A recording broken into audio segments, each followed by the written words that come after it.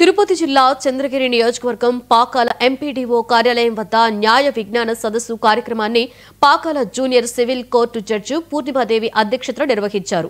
ఈ కార్యక్రమంలో పాకాల ఎంపీడీఓ వాసుదేవరావు న్యాయవాదులు న్యాయ విజ్ఞాన సదస్సు గురించి తెలియజేశారు. ప్రజల్లో అవగాహన కొరకు న్యాయ విజ్ఞాన సదస్సు కార్యక్రమం నిర్వహించామని తెలిపారు. బాల్య వివాహాలు, బాల కార్మికుల నిర్మూలన, మహిళల అక్రమ రవాణాపై అప్రమత్తంగా ఉండాలి అని సూచించారు. మహిళలకు గృహహింస చట్టం గురించి వివరించారు. గృహహింస చేసినా ప్రోత్సహించినా వారిపై చర్యలు తప్పవు అని హెచ్చరించారు.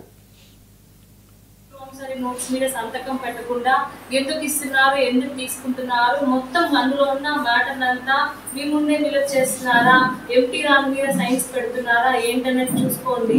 ఎంటీ రాన్ మీద సైన్స్ పెట్టేస్తున్నారు, మీరు తీసుకునేది 1 లక్ష ఉంటుంది, అక్కడ రాసేది 10 లక్షలు అవుతుంది, 5 లక్షలు అవుతుంది.